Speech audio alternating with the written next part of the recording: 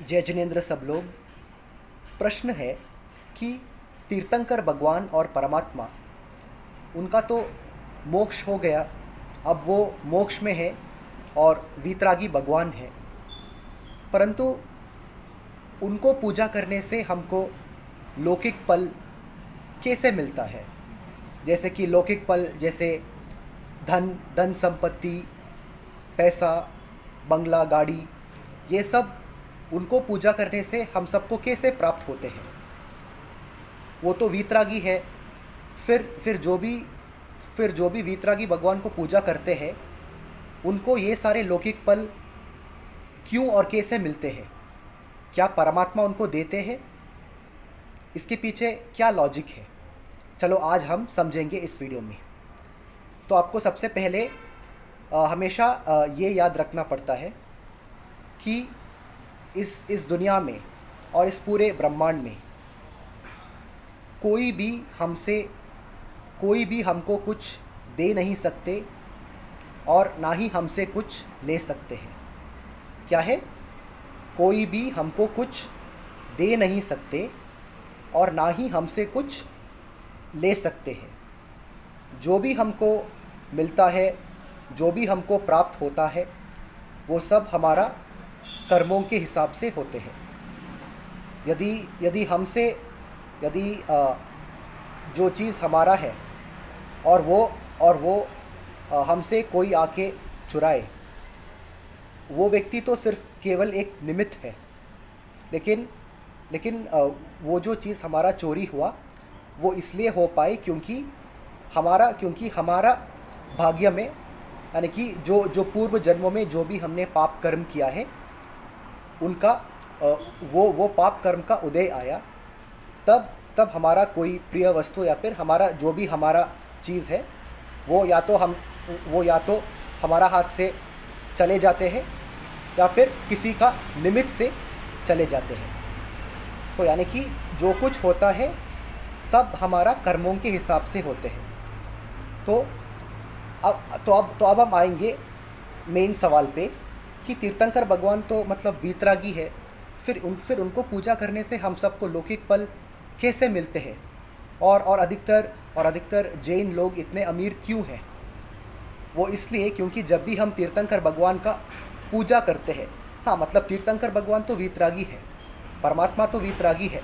तीर्थंकर भगवान, अनंतानंत सिद्ध परमेष्टि और जो भी परमात्मा है, वो सब वीतरागी है और मोक्ष में विराजमान है। लेकिन जब भी हम वीतरागी भगवान की पूजा करते हैं, जब भी हम तीर्थंकर भगवान का पूजा करते हैं और जब भी हम अनंतानंत सिद्ध परमेष्टि को नमन करते हैं, उनका वंदना करते हैं, तब हमको ढेर सारा पुण्य कर्म प्राप्त होता है। और तीर्थंकर भगवान और परमात्मा की पूजा करने से जो भी पुण्य हमको मिलता है, वो पुण्य से हमको लौकिक फल भी प्राप्त होता है।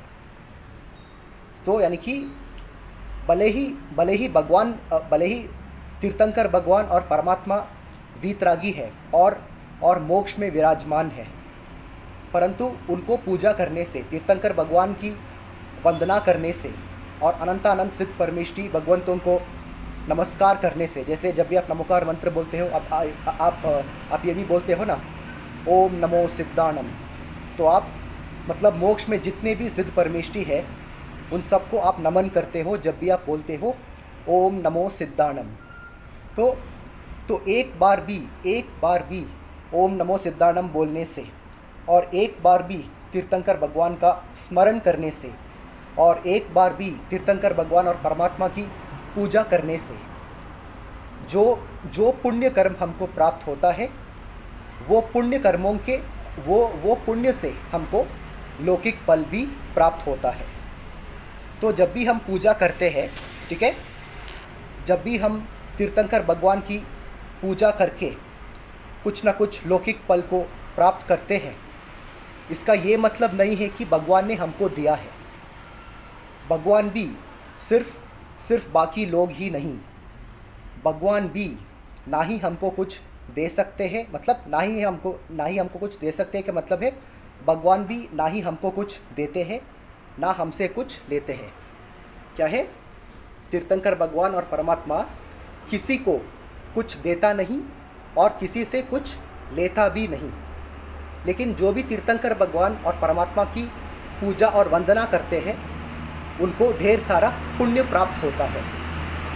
और तीर्थंकर भगवान की पूजा करने से, तीर्थंकर भगवान की पूजा करने से, नमोकार मंत्र जाप करने से और अनंतानंद सिद्ध परमेष्ठियों को नमस्कार करने से जो पुण्य हमको प्राप्त होता है, वो पुण्य से हमको इस संसार में जो भी लौकिक पल है, जो भी लौकिक सुख है, वो सब भी प्राप्त होता है।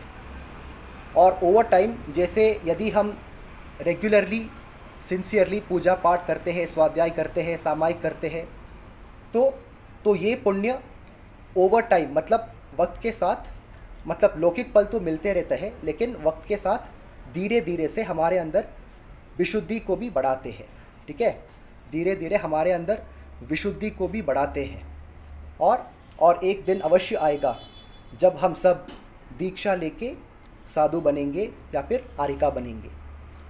परंतु जब भी हम तीर्थंकर भगवान की पूजा करते हैं, भले ही हम कोई लौकिक पल का अपेक्षा रखकर भी पूजा करते हैं, लेकिन तीर्थंकर भगवान की पूजा करने से हमको पुण्य प्राप्त होता है।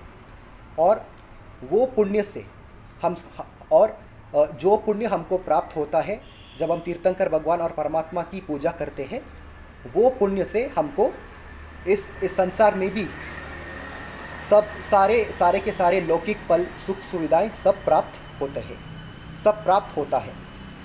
बस मैं आपको यही बोलना चाहता हूँ कि भगवान किसी को कुछ देता नहीं और किसी से कुछ लेता नहीं। जब हम भगवान की पूजा करते हैं तो हमको पुण्य मिलता है और वो पुण्य से हमको जो भी हमारा मनोकामनाएं हैं वो सब पूर्ण होता है। लेकिन जनरली स्पीकिंग लोग बोलते हैं कि मैंने तीर्थंकर भगवान को कुछ मांगा था और उन्होंने मुझको ये दिया है। लेकिन वास्तव में ऐसा नहीं है। भगवान ने आपको कुछ दिया नहीं और भगवान ने आपसे कुछ लिया नहीं। जब आपने तीर्थंकर भगवान की पूजा की, आपको पुण्य मिला और वो पुण्य से आपको जो भी आपका मनोकामनाएं हैं वो पूर्ण हुआ और आपको हर तरीके से लौकिक फल भी प्राप्त हुआ। जय हो, जय जिनेंद्र, जय सिद्धात्मा, महावीर भगवान की जय हो।